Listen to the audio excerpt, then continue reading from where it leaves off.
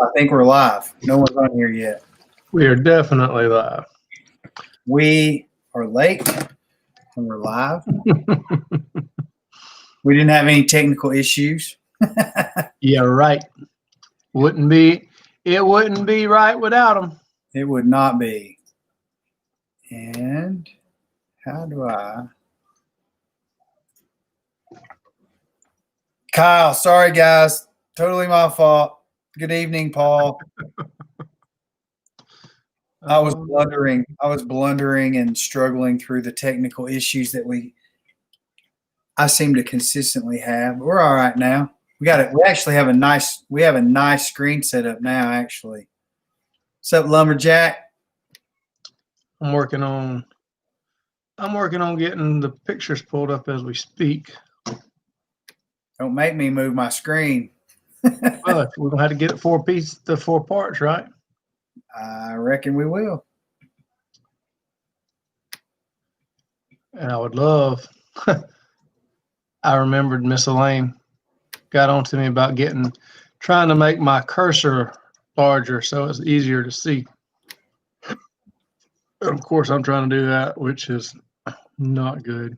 Webfoot Watcher, Josh, Michael, Tim, welcome tonight. Thanks for coming on. Sorry we were a little late. Technical issues as usual. We're just going to wait for it to populate up. 11 people on. Get about 15 or 20 on. We'll get the show on the road. I've actually got 5 green bars, Stephen, and my screen looks really, really clean. Does yours? I'm not even looking at the screen at the moment. Yes, everything looks really good. Good. I'm still playing in here trying to figure out how to do this icon deal. Clipboard image tools. Tonight we're going to talk about marking too. I don't know, have not even discussed anything with Stephen at all. We do have the video loaded up in full. We don't have it chopped up in 2-minute versions. So what's up, Andrew? What's up, Butch? Sorry about being tardy. That was my fault. Just technical issues. Grace, what's up? I see you all over the place on social media now, Grace.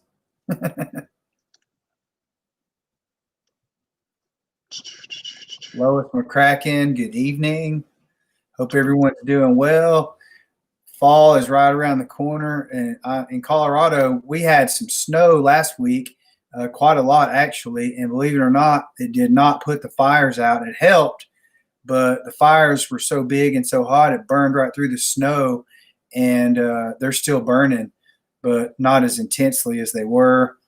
The elk are completely going nuts right now. It's basically the beginning of the full-blown rut for the next 2 weeks. And dove season is kind of behind us already. And we're waiting on Stephen to pull some photos up so we can do some diagram drawing. Oh, I've got pictures. I apologize. I've got it up. Hold on 1 second. Miss Elaine's instructing you. Bottom left corner, type in pointer. It should give you options to change. Oh, look at that. Look at that. Hey, Miss Elaine, my hero. Yeah. All right. Let me check on what she has. Look at this fancy screen. Yes, indeed. Miss Elaine says, bottom left corner, type in pointer, and it should give you options to change size and color. Bottom left corner of what, Miss Elaine? Tim, you're right. The snow is wild here too. It was snowing sideways. It snowed for a day and a half here in Fort Collins, and we didn't get a lot of accumulation, a few inches, just because the ground was warm. But up in the hills, man, they got quite a bit. I had friends sending me photos of, 8, 10, 12 inches of snow up there. Miss Elaine, you got to be a little bit more specific about the bottom left corner of so you're saying, okay, she's saying type in pointer, not in paint, but just in general.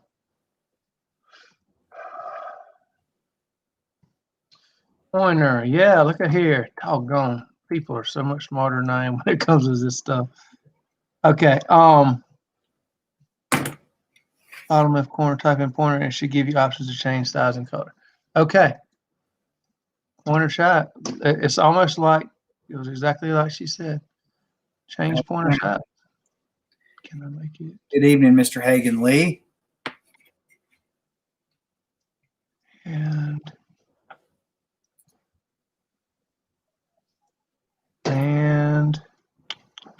so let's see if that.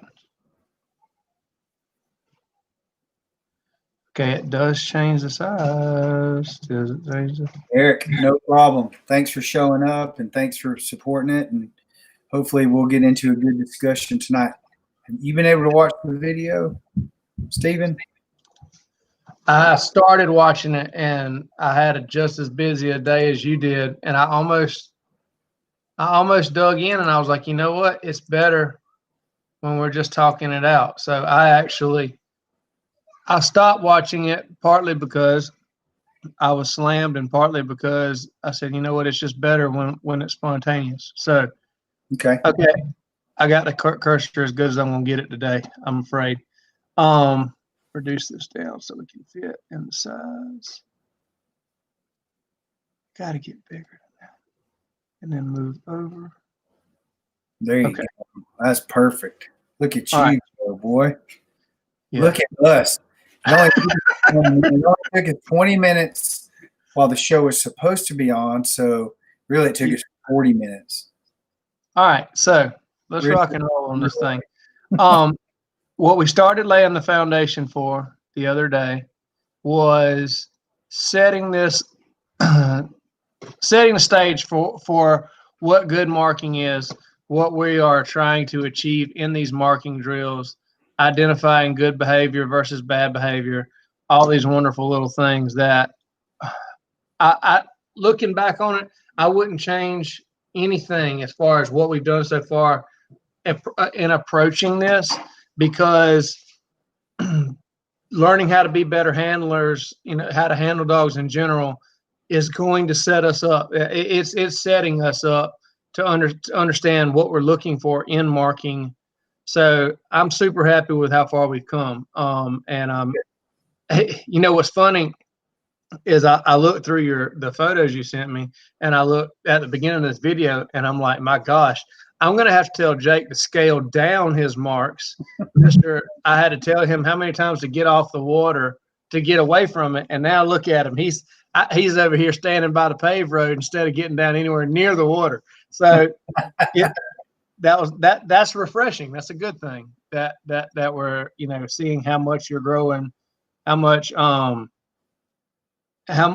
improvement y'all are making. So let's, without further ado, I'd love to start getting into this and really analyzing. Just in the first few moments, you give a whole lot of good and a whole lot of bad. So before you kick off this first video, I want you to tell me what this mark was and what you were trying to accomplish in it. This first mark was, my goals were to thread the needle between the trees, hit the water in the corner of the pond. There's that little cove there where we ran lots of those down the shore blinds, hit the water, exit, and then pick up the blind and come back. Okay. Pick up the mark. I'm sorry. Yeah. Pick up the mark. The mark and come back. Now, left that being side, said, Carolina. That cove is how wide? The cove, I would say, is about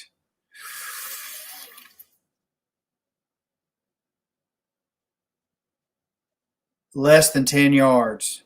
Okay. So how do I say this the right way? Just say it, Stephen. Just because a dog gets in the water doesn't mean they want to swim. Okay. So when you got a cove like this, it's a great thing to see if the dog is challenging the factor. But when you're talking about a 10-yard swim, a lot of dogs are not embracing that as a swim. Does that make sense? It does. So when you're talking about this being a watermark, or if we're saying this is a watermark, I would not call this a watermark. I would call this a landmark with a water factor this is not a watermark. That's just one of the small factors that Tanner is going to encounter on the way. So when you are rating this on a scale of importance, is the keyhole the most important thing, or is the water the most important thing? To me, the keyhole was.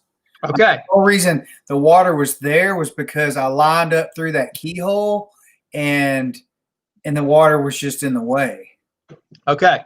So this is something that you have to look at when you do these setups. You have to ask yourself, what's the most important factor? What am I shooting for here, and why? So when you were throwing this mark, yes, sir. I love that, teacher. I thought about that, what you're about to say, or what I think you're about to say, and obviously you'll see Tanner tried to cheat the water, and I didn't want to let him get away with it. So the water became a factor, a major factor, once he got through the trees, the keyhole. Yes. Okay. 100% agree with everything you're going on here, because I will go ahead and tell you, in my training, water is always, I don't even know if you could call it a factor. Most often it's the factor that I'm looking for, and sometimes it's run by it, but most of the times it's get in it. But I like the concept that you're shooting for here in this mark. I like the thought that you're going for a keyhole. But I want you to also understand what you set up here and what you're running has an element of difficulty that you didn't think about, and that is Tanner is where the keyhole is the most important to you, the water is the most important to him. I could see. I've never thought that, but now that you say that, I could see why. So understand, when you start setting up around, when you're looking at keyholes, when you're looking at cover, you got to remember the way that our training is set up, water is almost always the influential factor that we're working around in some way, shape, form, or fashion. It is a primary factor. Everything else is secondary to it. So when you set this up and you were looking at the keyhole, when I opened this up and looked at it, I said, okay, I'm looking at the water. Do you see the difference? Absolutely. And so that's the next question that I had is, so tell me about the water that's on that other side. How big is it and why? Because there's a difference. Even dogs that don't want to swim, that are schooled, will get in a 10-yard piece of water because they don't think they have to swim for very long. So understand that, this is a great mark. I just want you to understand what you were looking at. And I think the most beneficial you could have been here when you were focusing on the keyhole is to have run this mark from in front of the keyhole first and built the components together, because you have the keyhole, you have the water, and then you have the other elements that are pretty plain Jane. You got a little bit of hill, whatever. But you got to remember, you got two big components here. You're focusing on, in Tanner's mind, the lesser of the two, while he's trying to embrace the greater of the two. Go ahead. Okay. So the way we ended up running this mark was we basically the first 15 yards was a no-no drill. Once we got through that, it turned into a water factor, if that's what we're going to call it, and then a land, and then a moderately 125-yard landmark. So we did it in reverse fashion that you would have done it. You would have gotten in front of the trees, run through the water first, then backed up, so he would know what he was supposed to do going through, entering and exiting the water. And we backed up. Then all he had to do was get through the keyhole, and then he knew what to do the rest of the way. Is that correct? So definitely I would have negotiated the water, and that would be building for a younger dog. I'm not saying, and the reason that I'm encouraging you to do this way is so that you gain a greater understanding, not so much Tanner, because Tanner's going to show you where his priorities are. So let's go ahead and hit play. Since we know what we're looking at, let's hit play and talk our way through what we're dealing with here.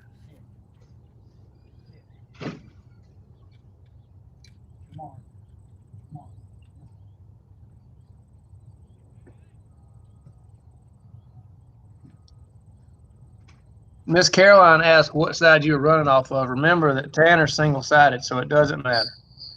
All right. Big sheet to the left. No, here. No, here. Can you turn that volume up on that at all, Jake? On your... Let me see if I can.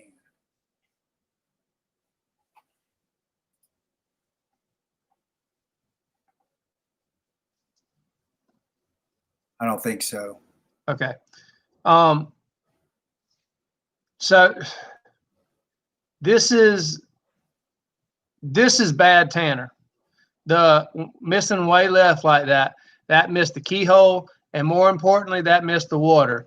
And one thing I pointed to that you're going to have to start remembering is that Tanner's, if his first miss is always to the land side of things, we're going to have to start holding him accountable to that. You can't just let him have a freebie every time, or he's going to take that as Tanner's rep. Okay. But the first mark, he missed way left. No-heard him, which was not wrong. You built a wall. Phil. What's the difference between not wrong and right? Exactly. You built a wall right there. Feel that thing with red. And you called him back. Now, play it some more.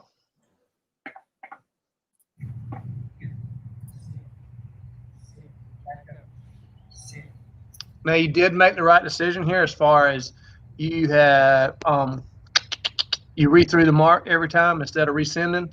We talked about that last week. It's important to re-throw the mark. Here we go.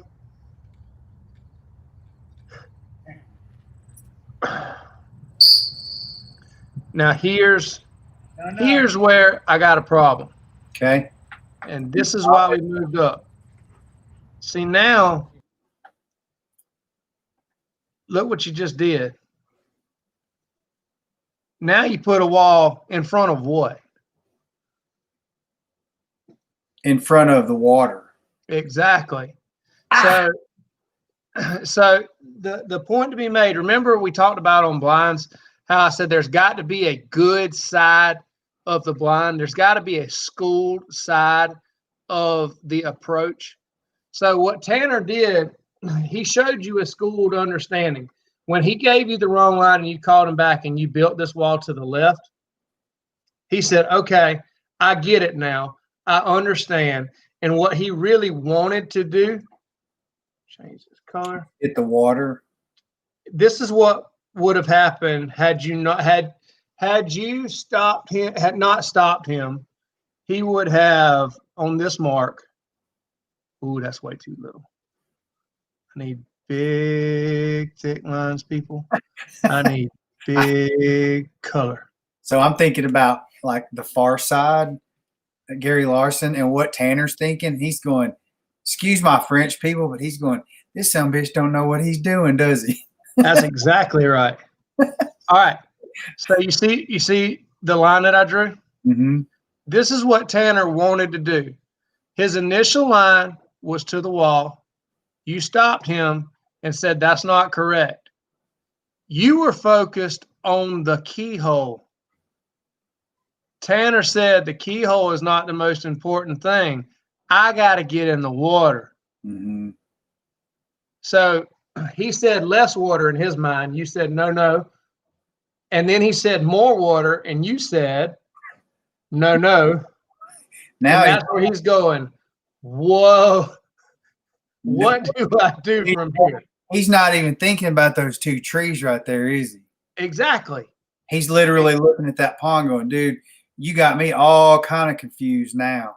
Exactly. He doesn't know what's right. Mm-hmm. And what could accidentally happen right there when you build those two walls is, go back to this, on accident, what you could end up doing is touching the wall over here, touching the wall over here, and creating this. Whew. Because those walls aren't perfect, he doesn't know where, and now you end up with a dog that either runs way left or way right. That is a possibility of what happens, especially with younger dogs, when you call them back in that gray area. When I see my dogs choosing more water, oftentimes I let them go. Even if I'm shooting for the keyhole that you've got drawn up here, I will let them go because they are taking water, and water is the most important factor for me. So how do you combat this? You move up and simplify. You break down the marks and get in front of the keyhole, make sure they understand the line, and you move back from the keyhole. This is not bad work. It's just understanding what the good corrections are and what the bad corrections are, right? Yep, I'm 100% with you. And get that, Miss Caroline, just to address that, we did rethrow. I think we rethrew every callback. That is wonderful. Man, I wish I had one of those Red Bulls right now. No doubt. All right, bring it on with the next send now. All right. Sit.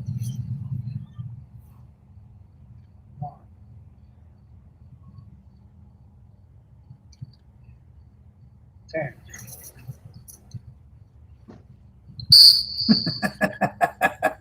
No, over. Now I know it's funny, but stop right there. Okay, hold on. You're misconstruing what you're supposed to do here. You said no, over. When you said no, he was going, oh, we got to start over again. If he hears no, he's coming back to you. And look what happened.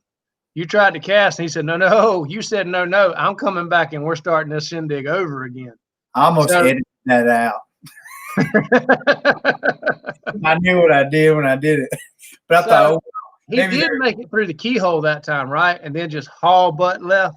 Boy, he did it. I mean, he did a freaking 90 when he got. Part of that was because of the he understood I got to get through the two walls. He made it through the two walls, and that wall. Remember, it's just a section of fence. Once he gets past it, the world opens up again. So he got past the fence on the left and took a hard left and was gone.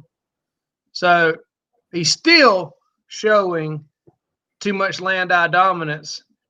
And that's the second time he chose land, and I still didn't get corrected for it. He would not have gotten that lucky if I had been the one running him. That would have been a whistle sit, no, collar correction, bring him back, rethrow the mark. Okay. Josh M. asked a good question that actually leads me into a question.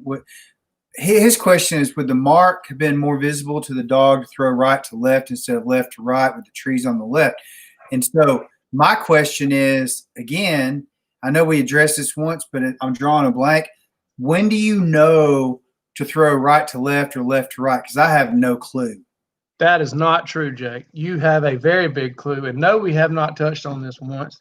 We have touched on this multiple times. You just weren't ready to absorb it all yet. Throwing the mark right to left does what to Tanner?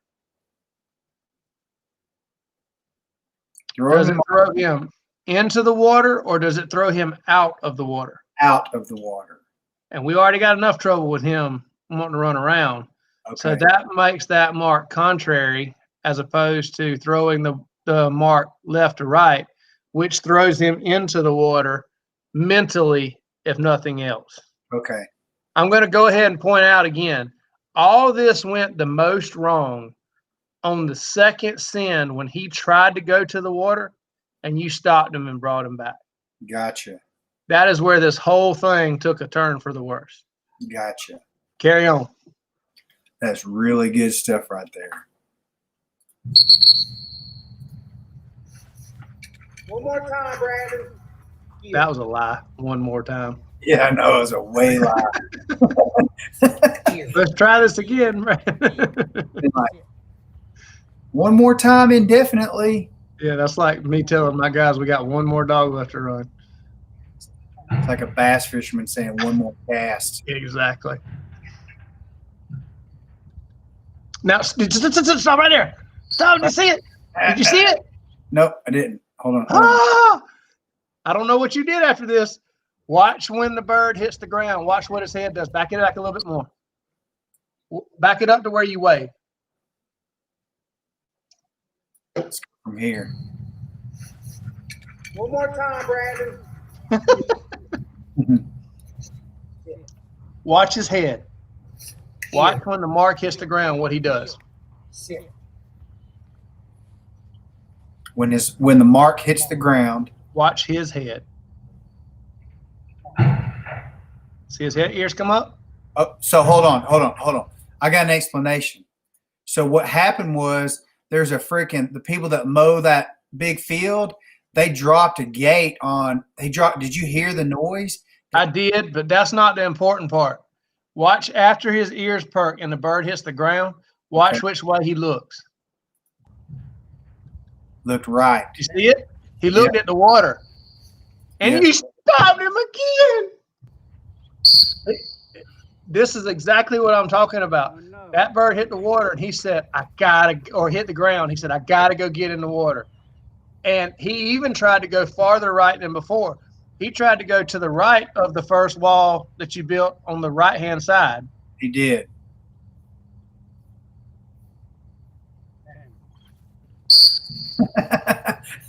I'm laughing and I'm not laughing. I'm laughing, but I'm crying. Exactly. How you reckon Tanner feels? You talk about frustrated. Oh, dude, he's just like, dude, this is gonna we're not gonna get this right. You're gonna get it right, but the point is, everybody else is dealing with this too, and you're what's the Bible say about the speck in your brother's eye when you got a plank in your own? This is 100% what's happening right here. You're tripping over the little thing when Tanner's trying to give you the big picture. So that's 4 times he went to the right, and he was trying to go around that wall that I had built. So what is Tanner on the 3rd or 4th attempt going around that wall? What is Tanner thinking exactly? He's thinking that anything to the left of the first wall the second wall, the right-hand wall, anything left of that right-hand wall is about to get me in big trouble. Okay. And he's reflecting what his training is, which is when in doubt, let's say it in a different way, because this is really what it is at this point. When in confusion, choose water. Whenever it's gray, whenever you don't understand, whenever the answer is not clear to you, choose water. And that's what he's doing. Over and over and over again, he is trying to get in the water here because he's saying, man, I don't know what else I can do to satisfy you.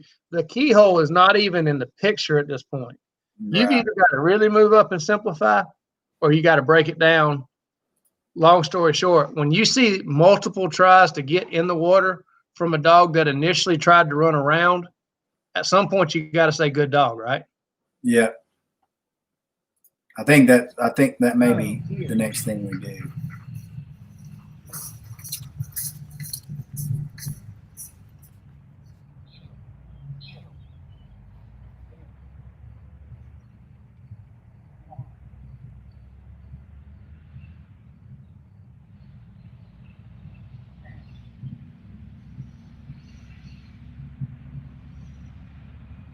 Sorry, you can't see him.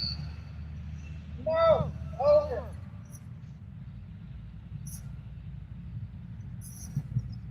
So what happened when he got in the water? Because, I mean, he went through the right side of the keyhole. He went closer to the – he was going for more water. When he got in the water, he was just swimming out to big water. Oh, so, wait a minute now. No. He got in the water, and the first thing you said was no over. Oh yeah, he as soon as he got in the water, he tried to run the shallow around. He tried to run the edge. Okay. And again, he didn't get called for it other than you stopped him and you said no over. And then you wondered why he swam out in the middle of the water when you gave him everything that's equivalent to a swim by without having a bumper in his mouth. I know this isn't funny, but it's funny. But and here's the travesty of the whole thing. In confusion, in misunderstanding, did he end up at the end of the day taking more water than he wanted to take or less water than he wanted to take after the correction? Wait, I'm sorry. Ask I that. understand that I'm going to have to restate that. But in all this confusion and all this misunderstanding, initially he wanted to run around. After he wanted to run around and was corrected with nothing but a recall, what did he want to do? Second sin. He wanted to get in the water, and he wanted to get in the water more than he needed to. Mm-hmm. And after all these recalls and all these resins, he ended up swimming less than he wanted to on the second sin. And that is the biggest problem of this whole thing is the dog wanted more water after correction, and you ended up telling him less water. And he's not ready to be told less water until he is consistently, reliably choosing water first. So look through his decision-making process. I'm going to decide to go to less. Okay, that wasn't right. I'm going to decide to go to more. Okay, that wasn't right either. So now I'm going to decide to go less. And then I'm going to decide to go less again. Then I'm going to decide to go more, and then I'm going to get handled somewhere in this gray zone. And I really don't know what happened. Mm-hmm. So remember when we talked about swim by, and I said, if you ever want to cheat on the way back, you want to cheat 10 feet, I can make you swim 100. What was Tanner trying to do? He was trying to cheat 10 feet. And then after you called him on it, he was trying to swim 100. Mm-hmm. Let him swim 100. Forget the keyhole. Because water is much more important than that keyhole at this point. So this is exactly what we're going to talk about. The theme and understanding of recognizing what is good effort, what is bad effort, and when do you just say, let the dog swim, as opposed to looking for perfection. This is, again, choosing momentum over precision. This is trying to set the dog up to understand that when in doubt, choose water, because they're going to choose land. I promise you. They're going to choose land at some point in time. That's what Mother Nature told them to. They're the same as us. They're going to try to get out because they don't want to be in that water. Let them choose water.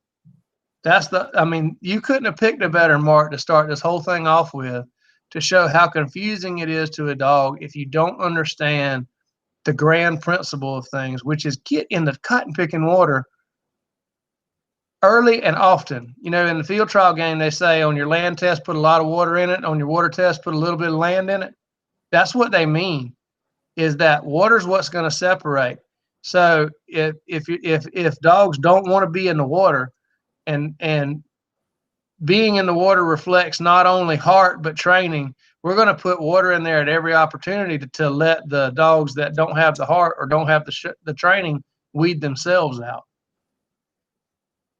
So you can take this to the other extreme. I promise it can be done. I don't think it can be done with Tanner at this point in his life, because if you don't imprint this stuff too early, you'll spend the rest of their life maintaining it. And Tanner's a mature dog, and this ain't the stuff that's going to keep you from having a good hunting dog.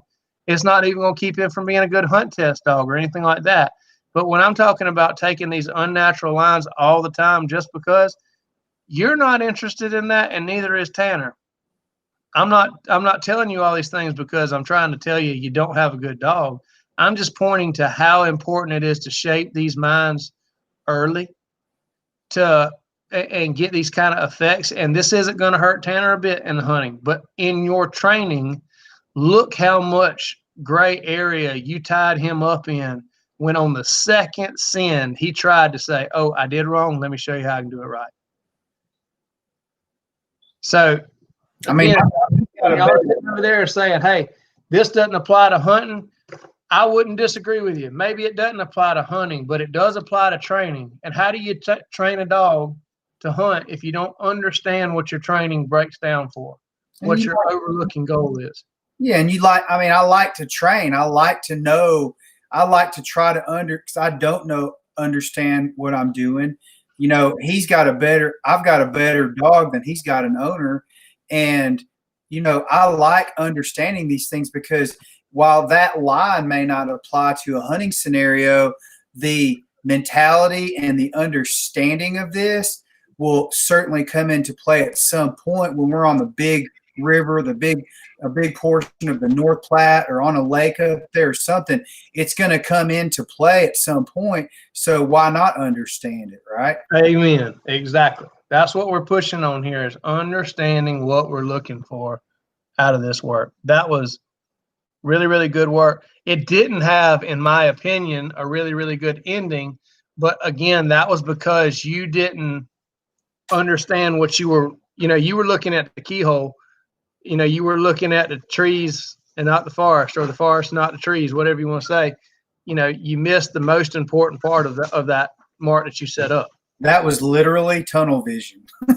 Yeah, 100%. Literally. And the only reason that I'm throwing that mark a lot of times is because I'm going to put another mark down farther where they do have to get it and swim past. So that might be a setup mark, and I might not throw it that far. I might throw it not much past the point on the point at the post on the bank, just right of the keyhole.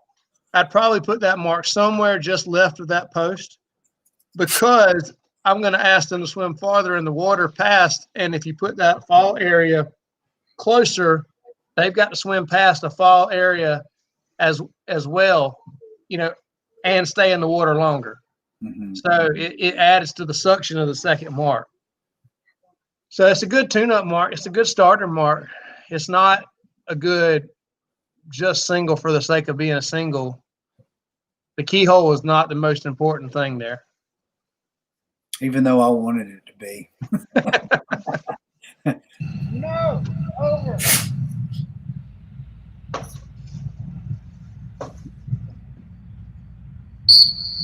Do you want to move on to the next one? Yes. I need to see what the next one is so I can pull that picture up. I will say we did a swim by on the way back. You can't save yourself now, Jake. Okay. That was pitiful. Oh. I've never appreciated being insulted as much as I do in these sessions on my bike, because you don't, you know, I mean, I go back to, I'm like the employee, and you know, you're me, and I'm my employees, and I'm trying to teach my employee. What happened? Oh, you okay? So sorry. So the next one is.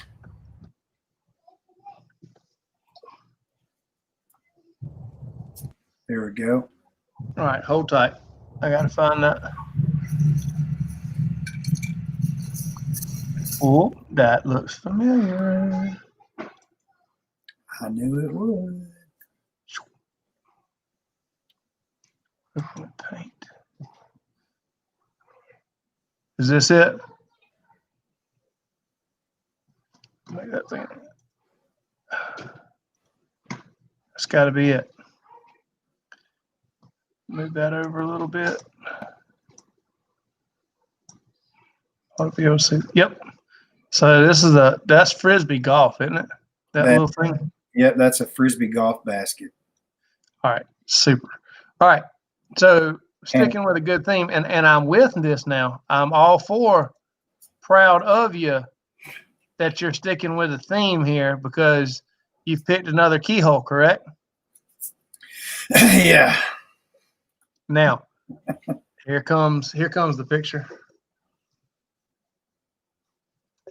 Rob, you're right. You do have to have thick skin in this game, but it's teaching me to have thick skin in all games. Mr. Butch Herb's here training with me, and it's been a good minute. Mr. Butch used to come pretty regular, and then he got some other friends, and I wasn't as important anymore. And he came and got here about mid-morning yesterday, and I was crawling another client. And he said, it was so funny. He said, "Oh, how I've missed this." He said, "Man, I've missed this." And one of my other clients looked at him and said, "Tell me that this afternoon when he's getting on you." Yeah, right. However long it takes to graduate this stuff, you get to that point, you go, God, one of the greatest days of my life was graduating college. You know, you look back on all these and glad you get through it. All right. Now, one thing that you've got going for you right here, it looks like you got a little roll up front, right in front of you, like the edge of a bowl. Mm-hmm. But you got no water involved here, so that's out of play. And you got multiple keyholes to look at. So I like all this. Which way are you throwing this mark? Right to left. Right to left. All right. That looks like it could be a little bit of a problem, potentially based off of the bowl in front of you. That left to right throw would allow that dog to hold that line a little better. I haven't watched this part, so I'm just telling you what I see. I just realized you bought these overalls doing the coon dog thing the other day, didn't you? You know how many pairs of those things that I've sold? You know, for dog training. I mean, they're they're water resistant and briar proof. Those are the real deal. Oh, dude, I've sold at least 25 pairs of those things, and I'm not making anything off of them. I'm just sending them to the Clinch River Outfitters in Tennessee. Yeah, it took me a second. I'm like, he's got on some overalls. It looks like my granddaddy. Wait a minute, I know what that is. So looking at that terrain roll, I would think a left to right would set him up for a little bit more success. Okay, that's not the end of the world. The trees, the little bit of trees could interfere with his ability to see. For a young dog, I'd be a little bit more concerned with that. For an older dog, I do this a lot, where they've got interfered in the arc of the mark. There's interference, so they see it go up and they see it come down, but not necessarily all of it in the middle. That would make them also want to gravitate to the right a little bit, pulling towards the gun in this case. But roll that beautiful bean footage. Let's see what we ended up with here. Okay.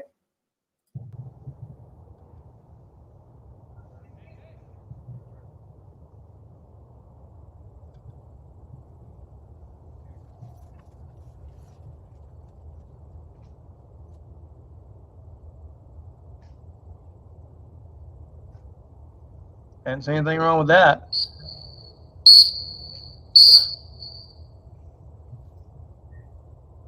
All that was just trying to get him back in the keyhole, right? Correct.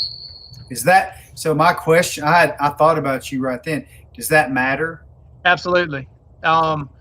It depends on if it was on accident or on purpose, but they learn just as much on the way out as they do on the way back. And there's a lot of keyholes here, so you can say maybe he was confused, maybe so.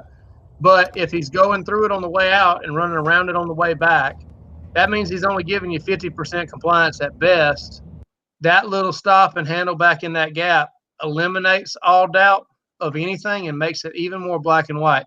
And he runs the same line twice, which helps imprint what you're looking for. So, yes, I am all for that. Looked great, Jake. I got no issues at all with that mark.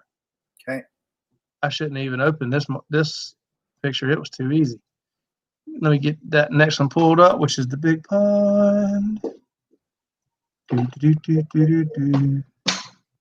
So this particular mark is 100% derived off of our last podcast, because before I went over that point and re-entered the water and then came up the hill and picked up the bird. This time I wanted him to go around that point. Got it.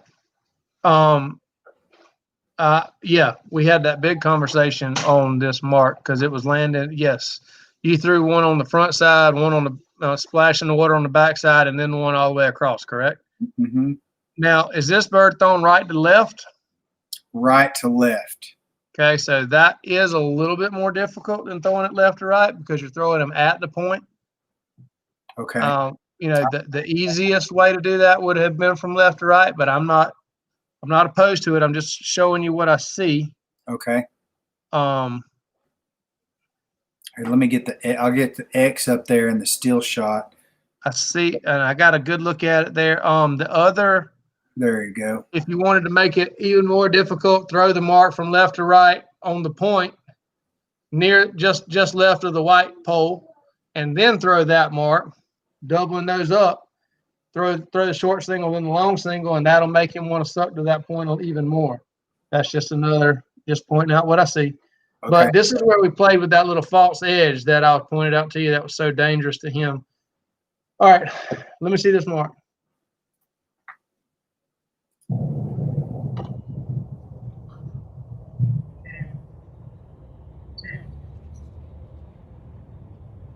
I like just hit pause just for a second.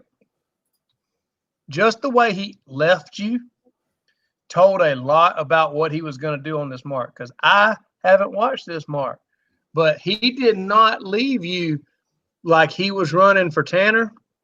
He left you like he was running for Jake, which was thoughtful. I got to get in the water and I've got to negotiate this. Again, not knowing what happens behind it, I really like the way that he left, knowing Tanner, knowing the way that he likes to spin wheels and go. He didn't that time, which makes me think he was thinking about doing the right thing when he got in the water. That's interesting. Roll that back and you'll see what I'm talking about. I remember when it happened, Stephen, because honestly, I'll be 100% honest with you there. I thought it was opposite. I thought, well, you lazy sucker. I thought he was being no, but I understand what you're saying. He was leaving there knowing he had a long road ahead of him. He was pacing himself rather than just flying out there trying to make the quickest route. He said, man, I got a long way to go. You know, it's just like you don't start a mule deer hunt at a full sprint, right? Mm-hmm. So he's done this swim many times, not that exact swim, but the length of this pond, I think it's 220 from where from 225 from the line to the mark. So.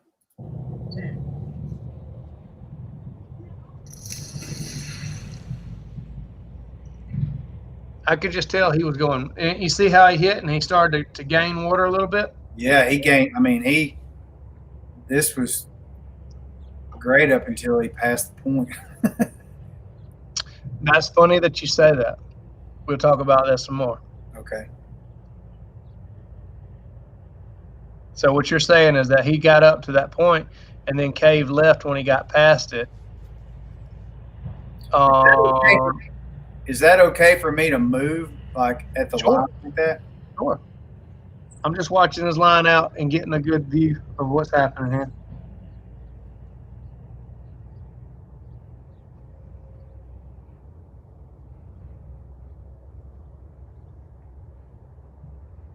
This is where it's good to have. You can't do a drone in your neighborhood, though. That'd be a cool drone. You can? Oh, yeah.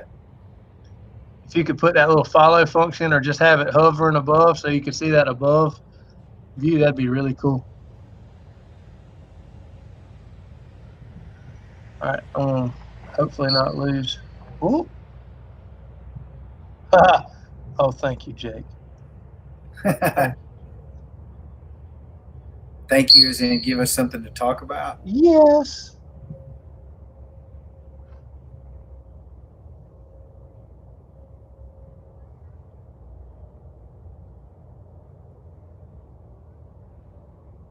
So what was your read on why he got too far right? That he was swimming to land.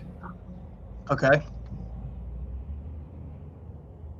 I just felt like he was too far off line at that point, and he was committed to going right and not like he wasn't gonna hook back around to the left. That's what I thought. So was he going out right of the channel? Like, was he going to the end but just right center? Was he going to the right bank?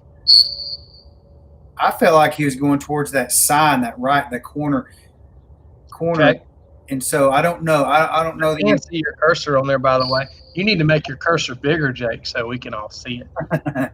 You can see my cursor. I can, yeah. I mean, it's itty bitty, but I can see it. That's what I'm saying. If you make it bigger, I don't know how to make it bigger. Miss Elaine will have there's to. a search function in the bottom left-hand corner.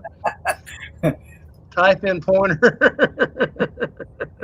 Miss Elaine, will you come to my house and show me how to do that? All right, so the rest of this mark's pretty academic, right? Pretty much, yep. Okay, let's go to the drawing board. Wait, I can't remember. Did he go straight to the bird? I don't know. I'm asking you. Yeah, he did. Okay. Okay. All right, so direction of your throw was middle line. Where's my pencil? Was Right. This way. I need a thicker line.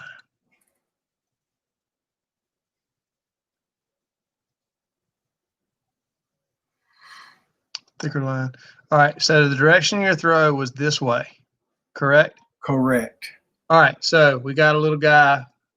We got your cameraman buddy right here. Yep. Now, the line that Tanner took out was he took just a little bit skinny in. Then he began to gain water. He began to gain water. He began to gain water. And then we started to handle, and we handle back to it. It looks something like that. Correct. Okay.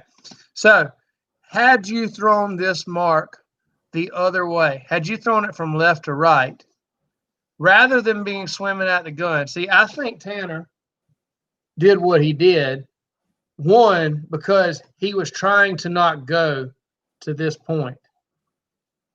I think that he was saying land is not where I need to be. And your gun is pinching him in. So in his mind, you're setting him up. Rather than taking this line. Oh, I see. That would be your perfect line. He got to the what side of it? To the land side or to the water side?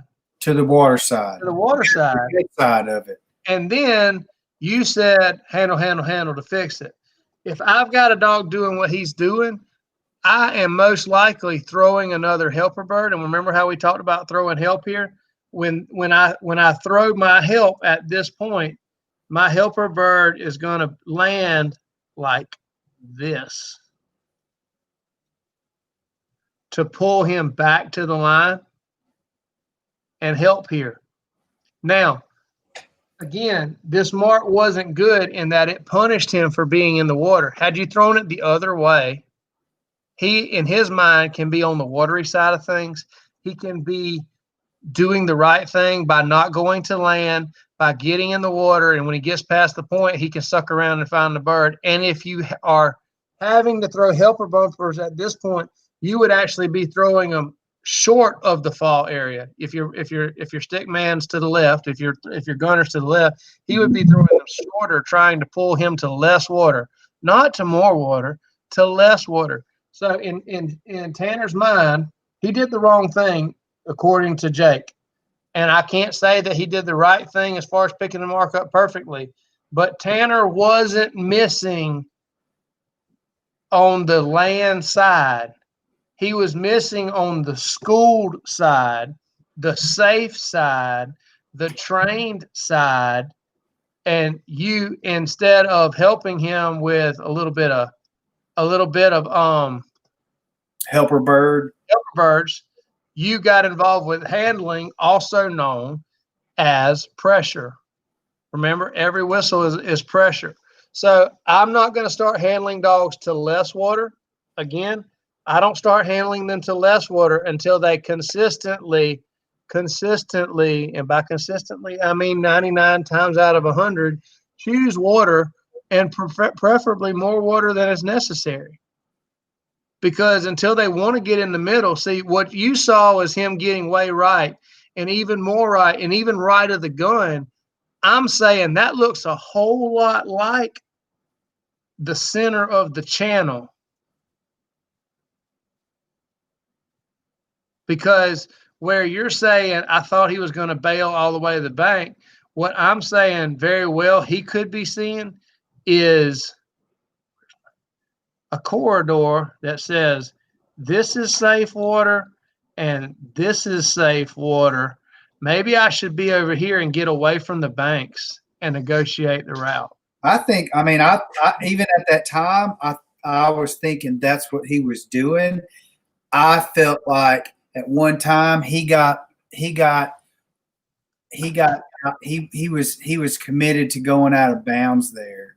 If I know that's the wrong terminology. But I understand what you're saying. At one time you were saying, okay, he's just saying, forget it, I'm going to go to this other bank. Mm-hmm. And I'm not saying that he was. I'm not saying that he wasn't.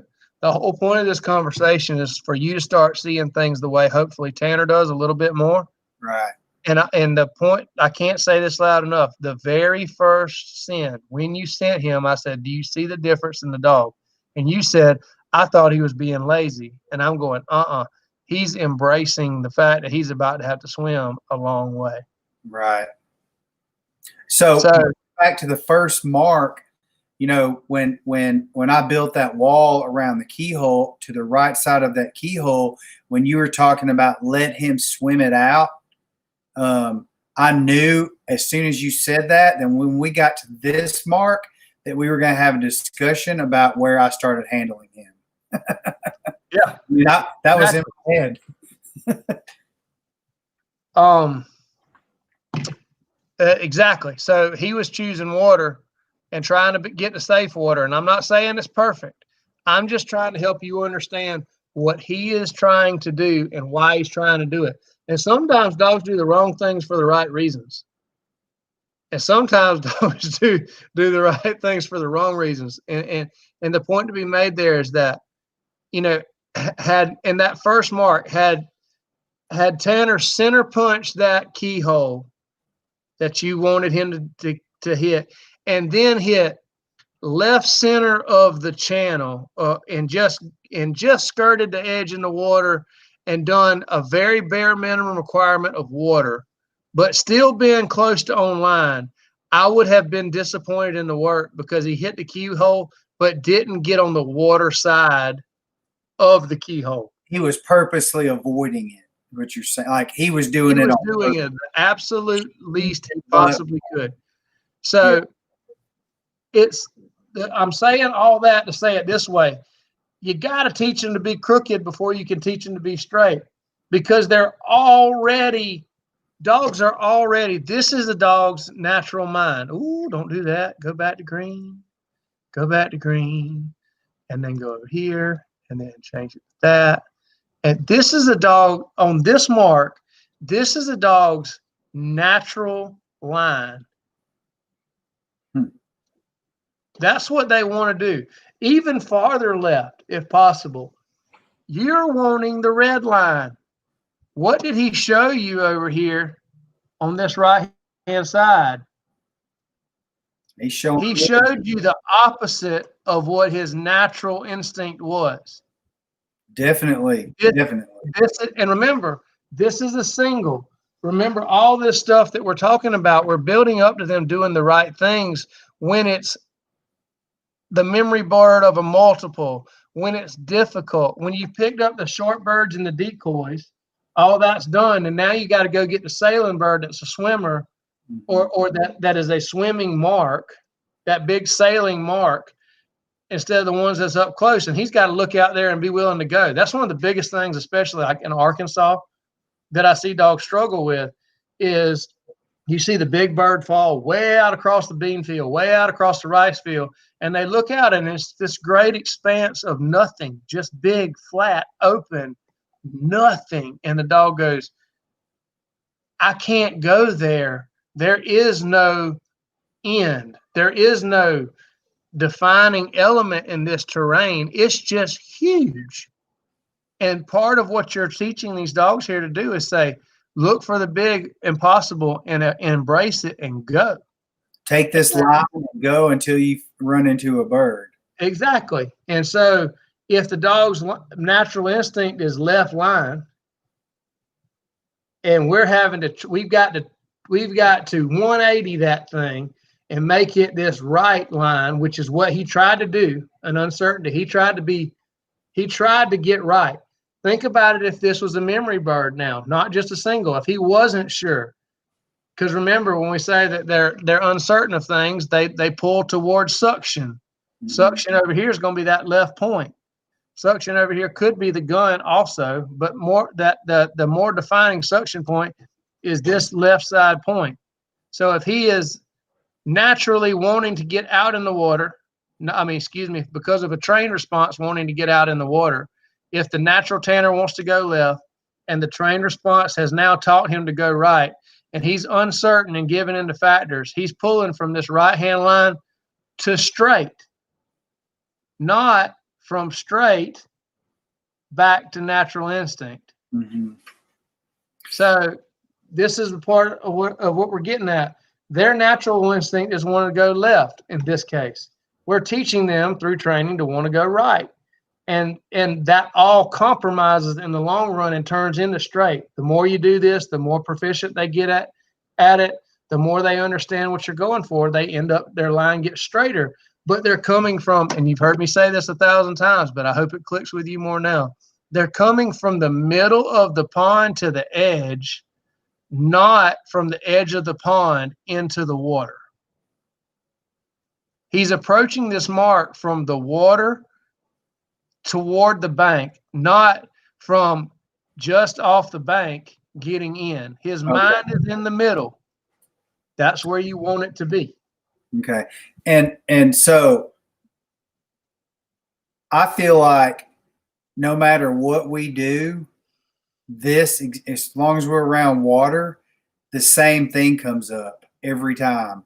And I feel like it's redundant, and I really am not, I'm not carrying that redundancy over from one drill to the next. I tend to forget about those things, not absorbing them, but I feel like something just kind of clicked after 1,000 times, right? That's 100% what we're looking for here, Jake. Yeah. Is understanding the premise, the overwhelming concept. Remember I asked you at the very beginning, what are you looking for out of this mark? And when you're around the water right now, I know this is the difficulty about dog training, because I'm saying right now, when you're around the water, your mark should throw Tanner into the water and should set him up to make decisions that involve taking more water, not less, consistently, all the time. Okay. Get in the water and get outside, because if you're throwing him into the, I talk about getting outside the bird. When I throw a mark and it's throwing the dog into the water, and then I want the dog to get outside the mark, that means they have to be in more water to be outside the bird. So we are consistently pushing their mind as well as their body into the water past the point of understanding. Take more water than you need. Because if you always teach them to take more water than they need, when they're compromising to straight, not always holding the dog dead straight. And then when they compromise, they're compromising too much to the edge. Does that make sense? It does. And so I got a 2-part question. One's going to be part of Mr. Hagan Lee's question, and the other's mine. So you're teaching a dog to take more water. Okay. So now he's got this loop to the right around the point, avoiding land. Okay. Then you throw a helper bird. Do you throw that helper bird like right on top of the other mark? If he's too much to the water? Yes. If I'm trying to get him towards the edge, you throw it farther to the yellow line. But then which bird does he pick up? Because then is he not going to be focused on the helper bird after that? Most likely, he's gonna split the difference and end up on the red bird anyway. Okay. And it doesn't matter. It really doesn't matter at that point. True. So I mean, that's a moot point. Which one he picks up? The most important is the line that he took out. Okay. And so now you got a dog that his natural tendency is to go left, You've taught him to take more water to go right. Now, what makes them take that red line, that perfect line? I mean, is that something that starts to it starts to occur, and then all of a sudden you're not having to handle or whistle or correct or put any pressure or use pressure or anything, and all of a sudden he's like, okay, I get it now. Or is Tanner just one of those dogs? He's going to banana to the bird every time. So the answer is a multi-part answer. The hardest one for people to understand, but the most important one, is time and repetition and maturity, and understanding the rules of the game. And understand, because what happens oftentimes is the dog swims the black line out, and then they swim the green line back. And then all of a sudden they swim the green line out, and then they swim the red line back. They're feeling their way out. On the way back, they're feeling out. Okay, is that okay? Can I be this close? Does that make sense? Oh, you know what's going through my head right now? Same thing on blinds. Down short blinds, he does the same thing. No, what's going through my head is, who's got a puppy? Has anybody got a puppy? I think about the first conversation we had. Said, "Are you ready for this? Because this is the thing that gets you addicted to this, and it goes from one dog to the next." Exactly. This is and this is the things that you learn, that you struggle with, that makes Tanner a better dog, make you a better trainer. And that's what's so fun about the next journey. The process of it is you go, okay, this is Tanner's weaknesses. And 9 times out of 10, when you really are honest with yourself, the dog's weaknesses are usually trainer created. And all this process and this super excitement that we get tied up with and we start getting addicted to it is because we're trying to not perfect the dogs, but we're trying to perfect ourselves. True. We're trying to get to be better at what we're doing, and we're trying to improve ourselves through the process of training dogs. And it's a really heartwarming thing, and it's a really frustrating thing, and it make you want to rub crap in your hair sometimes. But it's a super process. So to point out what we're getting toward here is that all these lines going from natural line, which is left-hand line, train line, which is the right. How do they get to that red line? You're hoping that red line is what they swim when it counts, when it's the money bird, when it's the memory bird of a triple, and they want to go left, but the trainer says right, so they split the difference, and it's the perfectly straight line. All those things that start stacking up in the multitude of training and the factors involved.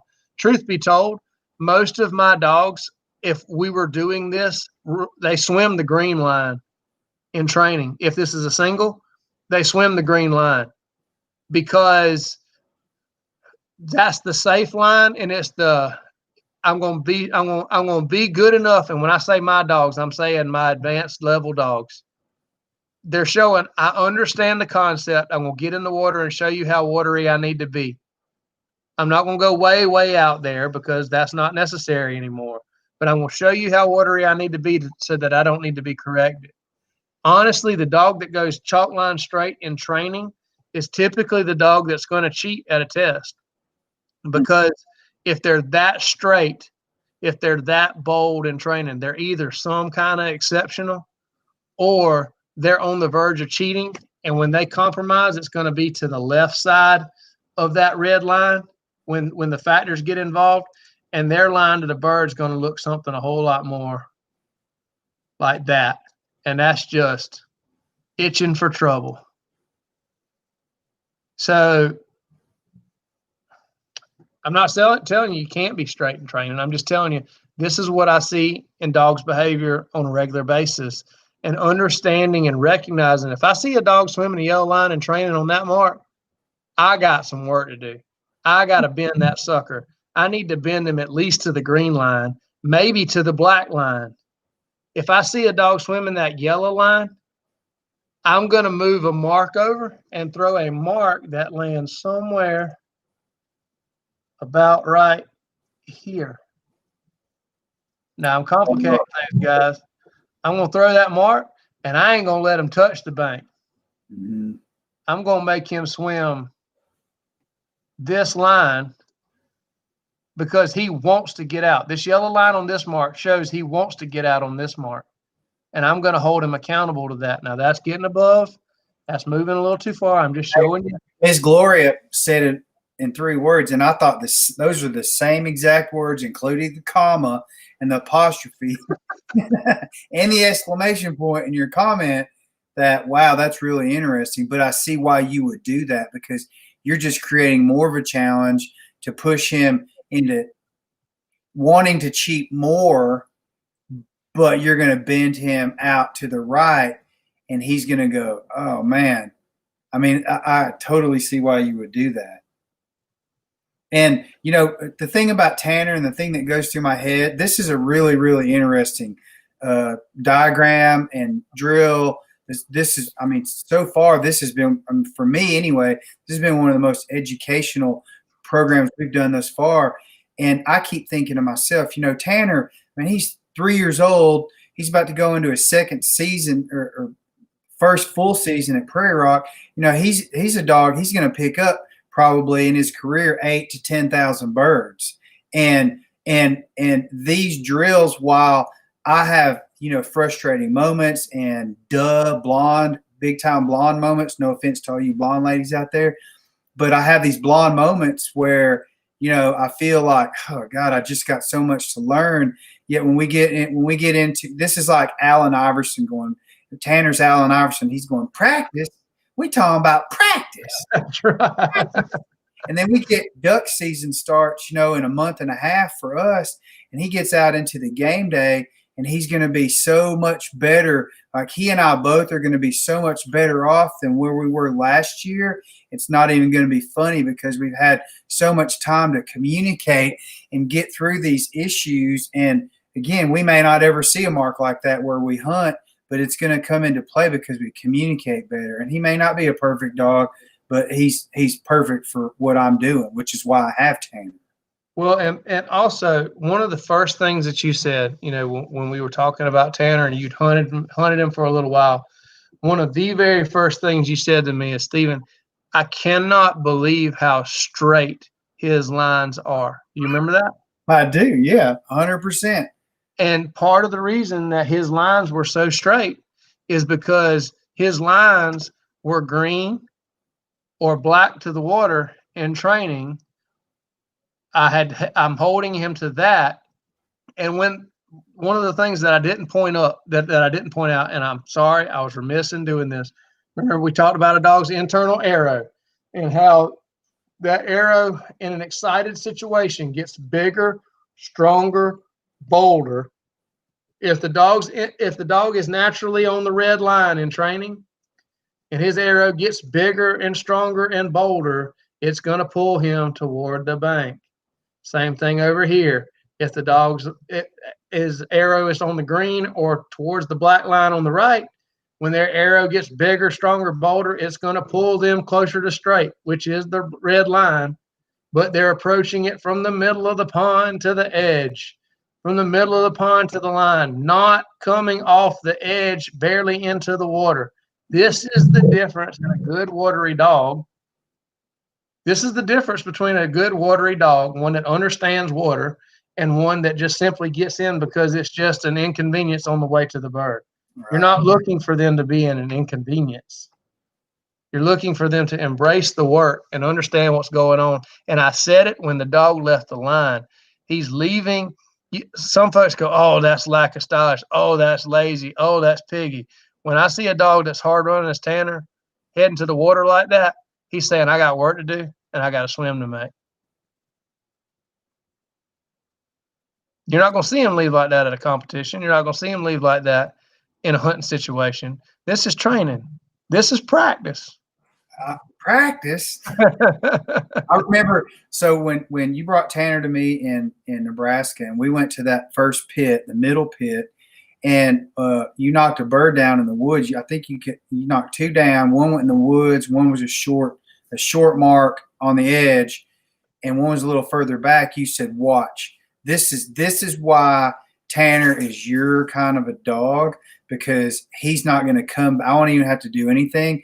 He's not going to come back until he finds that bird and brings it back, and that's what he did. Exactly. And that's a lot of that is because Tanner is what he is. And like I said, that same thing, the same thing that makes you have to correct him multiple times because he's trying to do it his way is also what makes him so good when he gets to that, when that big bird goes down and you can just cut him loose and he says, this is my job and I'll be back when I got this bird. And you can sit down and drink your coffee. You can make your little breakfast burritos because he ain't coming back till he's got it. Yeah.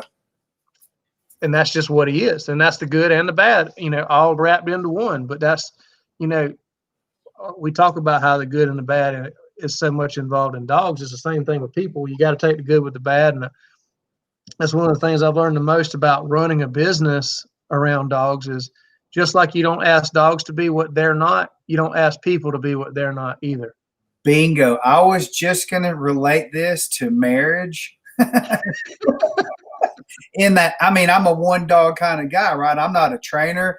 I'm not a dog owner where I'm looking for ribbons and titles and, field champions and SRS crown titles and all that. I'm a guide. I'm a hunter. I like to do things the right way, but, I'm interested in my dog. I'm not interested in ditching him and getting another dog. I'm not interested in a perfect dog. I'm interested in my dog, and that makes it special because all these, frustrating times and all these hunting seasons we're going to have and all these big memories and big birds he's going to pick up over the next 7 or 8 years. One day my head's going to be down on his ribs and I'm going to be in tears because he's either, going to be passing on or I'm going to have to make that decision we all have to make sometimes, and it's going to hurt because of these moments like this right here. This is what makes Tanner. This is what will make Tanner the Tanner that he becomes the day that I say goodbye to him. That's right. And his stock's never higher than when he's gone, right? That's right. And you just, these frustrating moments, you embrace them. We had Dr. Bradshaw on here a couple of weeks ago and enjoyed his conversation. And lo and behold, that last week, I lost a dog to bloke. Exactly what we talked about. Wow. A Grand Hunt Retriever champion that was he's 5 and he was just starting his march towards greatness. And we came into the kennel and he was just couldn't have been more gone. It was not a fresh thing. He was fine the day before. Everything was good. And the next morning we walk in and he's gone. So the life can be, you think about saying goodbye to him in old age and you hope you get to, but that's not always the case either. So you got to just take the good with the bad and understand, the two of y'all are going to be better for this journey that you're taking. And that's part of what is so fun to me here is that I'm pointing out to you. Think about, this mark was somewhat frustrating for you, but I'm saying at least Tanner's in the water doing the right thing, as opposed to the first mark where Tanner's going, I don't know what I can do to be right here. Right. And Tanner, that's the great thing about his demeanor. He don't sleep on that at night and worry about it. When the moment's over, he's done with it. That's all good. He doesn't carry that stuff on his shoulders like a lot of other dogs may, which makes him a great dog for you. This ain't your first dog by any means, but this is your first dog in that you're understanding the gravity and the responsibility involved with trying to make him a better dog. Mm-hmm. And it's a good dog to enjoy that type of journey with, because he's a dog you can make mistakes with, and he really does forgive you for it and can carry on. The joke that says you'll find out which one likes you more, your dog or your wife. You lock them both in the trunk for an hour and see which one's happy to see you. I mean, that is Tanner in a nutshell. So all that being said, that's one of the great things about, and again, we're going to talk about some more drill type stuff. I'm going to set you up to throw some more systematic marks so that we can actually talk about a more systematic approach to this. This is a good second discussion for what we're headed toward. This is good that you're picking out marks and we're analyzing them for what they are and recognizing what is a good response versus a poor response, what is a good mark versus a poor mark, which is a good directional throw versus a poor directional throw, and what we're looking for out of it. And this is just the tip of the iceberg as far as the conversation goes. But I mean, I didn't see this one coming this good either. And part of it's because I didn't get a chance to watch all the videos. But again, that gives me a chance to talk about it right off the cuff and keep this thing fresh. I think the last one is the cherry on top.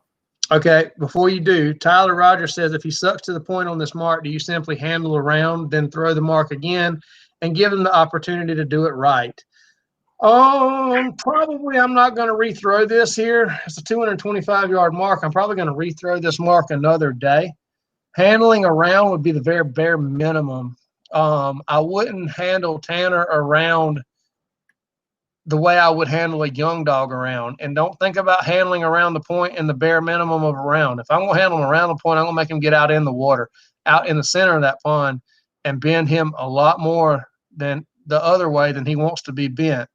With Tanner, I'm going to let him hang himself. I'm going to let him get up there, stop him, give him a correction, then make him get in the water and either recall it and rethrow or handle from that point and let him know getting your feet dry on a wet bird ain't going to get you any goodness. And that's the difference in where Tanner's at in his training as well as his demeanor, as opposed to a young dog that I'm trying to educate on this stuff. You got to teach before you punish. You got to teach the standard before you hold them to it. I can't say that enough. You want to address Jeff's question? I hadn't even read it yet, but I was getting there. I'm checking through on everything else as we go. Paul Donhauser on this other one, he said that's a Judge line if I've ever seen one. His dog's name is Judge, and Judge and Tanner could be brothers. You expand on the process of how you go about bending a dog's natural line. Is it done through handling mostly? A dog that swims the yellow line, would you handle to the green line? Yellow line to the green line, yes. Jeff, we can't.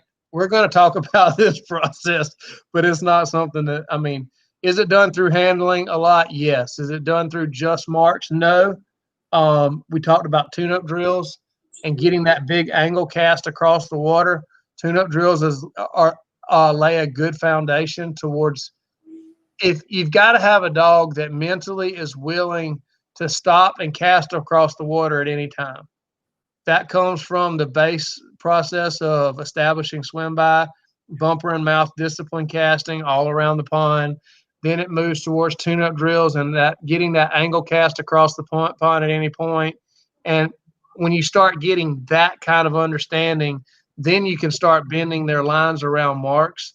If you've got a dog that never really leaves the yellow line, if you just handle and they kind of handle to the red and suck back to the yellow continuously, and don't at any point after they have been held accountable multiple times, just they forget it and want to swim to the right-hand bank to get away from all that, then you don't have a dog that's casting reliably enough to bend their line.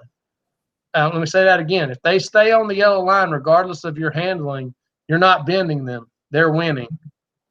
You've got to work on your casting drill and understand that you're holding a dog accountable to those directional changes. So we're going to talk about bending more, but it isn't all at once. This is a gradual process. This is something that we do a multitude of different ways. And it's about establishing a mindset as much as watching the behaviors. Remember when we talked about tune-up drills and the progressive gradient where you do the short swim, then the next longer, then the next longer, and it's always to most water. And I said when you're done with these drills, the dog would rather swim to the corner of the pond, do the longest swim first rather than the short swim, because they know you're going to end up doing eventually, and they're looking for the long swim. Do you see how that mindset can help translate to a dog getting the correction? I mean, like as you're explaining this, I'm going, okay, so here's the entire chain of events from swim by and establishing that command, swim by, and then the tune-up drill, And then everything that you just said was like, oh yeah, that's what bending is ultimately, right? And one of the most basic processes that we touch on, Jeff, is called cheat and single drill, where we actually start teaching these responses on very short marks. And we're going to talk about, and we'll figure out some way that we can touch on these kind of subjects and flesh it out. And it maybe I'll have to take a video of how I do it and maybe show you some. I don't know. There's a lot to talk about here, Mr. Jeff, but we got a lot to touch on. But we can't touch on this thing. This is why I'm coming back to this again. We can't touch on this stuff until you understand the overwhelming theme, what we're always looking for, how we're trying to approach this, and why. And that's what I wanted to kind of hit on tonight, and I think we're doing a great job of hitting on, is understanding the difference of these lines and what dogs want to do versus what we're trying to train them to do, and how we're using that trained line to bring them back to the straight line, but bringing them from the water side to the line rather than from the bank to the line. Y'all got any more questions on this particular one before Jake clicks over to the next one? We might have got a late start, but it was a good one, wasn't it, Jake? It was, man. I'm so glad. I mean, see where we are here. I'm so glad that this is turning out the way it is. All right, let me change picture. Here we go. Change this thing off. All right, hold tight. I'm gonna get the X in there. Here we go.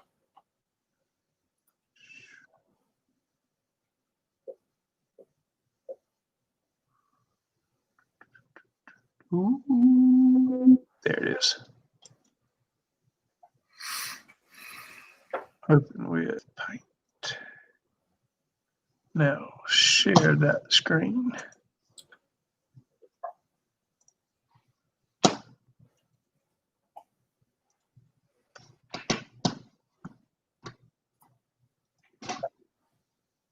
Oh, I like it. I'd like it more if that mark was a little bit more right. I almost do, but there's a culvert over there and there's a bunch of rocks. So I chose what I did. And I'll go back to that, the cherry on top here. This to me was a mini version of the big swim we just did. And what I was setting him up to do was swim around that point and then come out in that corner and pick up that bird. Okay. This is good stuff. Let me see it. Come on, baby. Let's go, Tanner.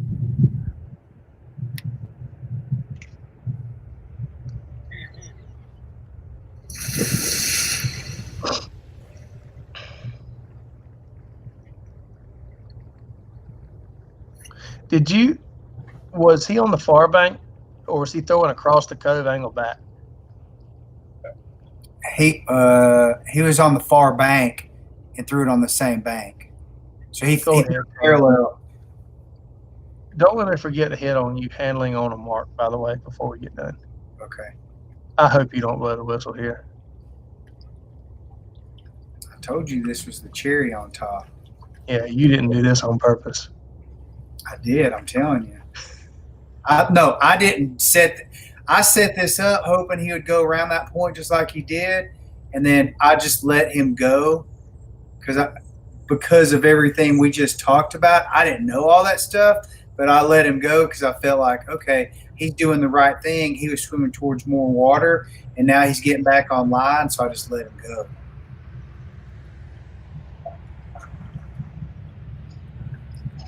You know what I'm saying right now? Good dog. Now, does he touch this second point? Yeah, well, that's it. It's dry land between him and the bird. Okay. That was so scary. The look. That truck on that truck coming by. Don't run the bank. Oh, look at him. We got to swim by. Yeah. Yes, indeed. That's good stuff. The cherry on top. Look out, Jake. Dadgum. That's pretty sporty. Now, you told him no over, and he got in the water, and you let him come on. You didn't. Yeah, That's not I knew that. perfect work. Now, I would like to see you put that mark to the right of the culvert and move your line big time left, Okay. which would be opposite, whatever we're doing here. Move over to the left more and make him have to go skim by the first point, across the Gove, and then what looks like the second point. Just Draw make that line. a little Draw bit that more. line on your diagram there. Oh, good point. So the reason that I wasn't doing that, Jake, is because I had the screen opened up big time so I was saying this would be a good line right. Ooh, I don't like that. Back that up. Make this thing big line. This deal, something like, back that up a little bit more. Over here, and don't like that one either. There. Something like that would be another good line. And what you would expect him to do right here is go back to red, please. Get off of that. What you would expect him to do is come in, around a little bit, and head to it. All that being said, thinking back to the line that he did black. He jumped in the water. He gained water. He went around the point and got up right there to the bird. That's all good. How do we fix this line? Oh, how do we do it? Guess what? If you had thrown a mark right here to start with, splash that sucker. He's going to do, if he's trying to be really good, he'll do this right here to it. But it'll also make this line look a lot more like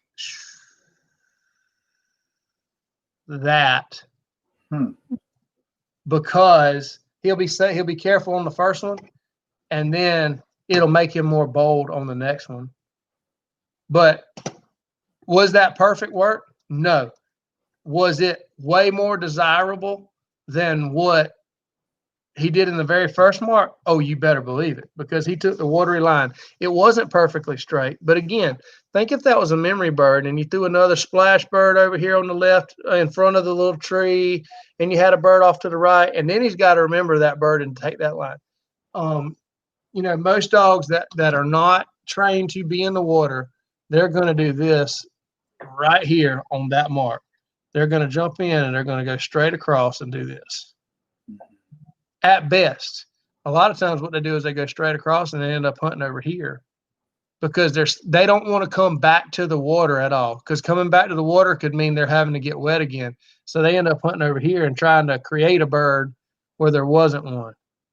But and a lot of hunters will go, that's exactly the line that I want. That's the fastest way to get there. Again, what if you got factors in the way that you don't need? You got riprap, you got oyster bed, you got broken glass, you got all these other factors that you don't need to, old fence, Barbed you wire. don't want to be a part of. You have a tool that you can help the dog get away from that kind of work. But that was a good example of a dog that was really trying to do the right thing. And what Tanner is showing you, and I've said this over and over again, I want you to remember what I'm saying. Tanner is showing you, once he's in the water, he's willing to make the right decision, but he doesn't want to get in the water off the start. Over and over again. See, when he's doing the right decision, he doesn't have a choice to run around. The water's right in front of him. When you're getting on these edges and he's got the choice between land and water, he's still choosing land. Once he's in water, he's content to stay in it. But we want to see him start making decisions to get to and into the water when he has the choice to be on land. We got to start making those decisions more consistently. And you're not going to always get those by standing up here and running 200-yard marks all the time. You run a bunch of little shorter marks and get the volume of work and make him choose make that decision 6, 8 times in a session rather than just once. Does that make sense? It does. You stand up there and you just get boom, boom, boom, boom, boom. Let's make this decision. Let's make the right decision over and over and over again, rather than just making it one time in a setup and then analyzing everything else that happens out there. His biggest problem right now is the decision he's making when he's by your side. So let's make that decision by your side multiple times.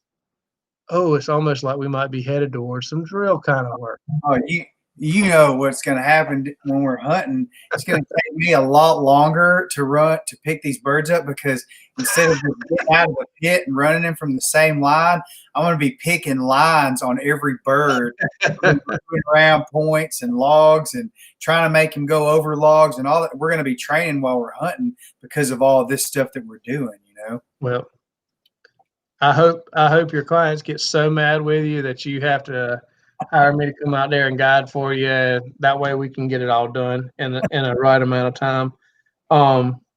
That would just be terrible. But that was really good. That was a really good acknowledgement of what he was doing and trying to do it right. I mean, you really couldn't have ended that any better. That was good stuff. Guys, Jake and I are going to discuss a little bit more off camera about what I want to do in the next week or two, heading towards getting better work from Tanner, to getting better lines, understanding a little bit more about bending him around the water and what we're looking for. I'm actually going to give him a little bit of instruction rather than just throwing him out there on his own.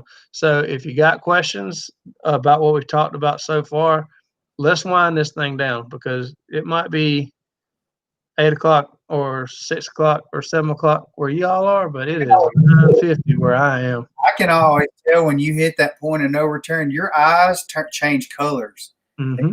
They turn. Part of that's because I've had contacts since 6 o'clock this morning. And the other part is that Daddy's ready to go to bed. So, like I said, guys, I mean, ask them if you want to ask them, but this was super duper. I even saved some of those pictures in the diagrams that we put in there, because that was good stuff. I'd be interested to hear what Miss Carol has to think. I might have to call her and talk to her about this, because I'm sure Miss Carol's got an opinion about everything, and I respect hers on it. I want to see what she thinks about my approach on this. How many of you guys are going to be at the Grand? Because I'm really looking forward to meeting whoever's going to be there. You know, we've got a core group of people here that's consistently here every week. And I'm really looking forward to meeting you, shaking your hands, and just kind of getting to know you on a personal level a little bit better. And we got the SRS here this week. Oh, this week? Yeah, Friday, Saturday, Sunday, we're going to have it at my house. I can't wait. Especially since I'm not running. I get to marshal, so it's going to be dang, I should have signed up to come film that, man. We'll have big fun here. We could get a lot of commentating in if we were filming that, since you're not running it, you know. Yeah, I don't know how much of it you could put on camera, but it would definitely be a lot of fun. Well, you guys, thank you again. We had a good crowd. We had a good crowd, somewhat quiet crowd, but I felt like that was a really good session. I learned a lot. Stephen, thank you again, once again. You know, this is a journey, and I'm enjoying every minute of it. Sometimes I'm a little bit more focused than I am other times, but you know, we've all got lives that distract us on the other side of things. And but having said that, looking forward to next week right here at the Retriever Connection with Stephen Durrance and Jake LeCondre. Thank you again, and we'll see y'all next week. Thanks, guys. A lot of fun. See ya.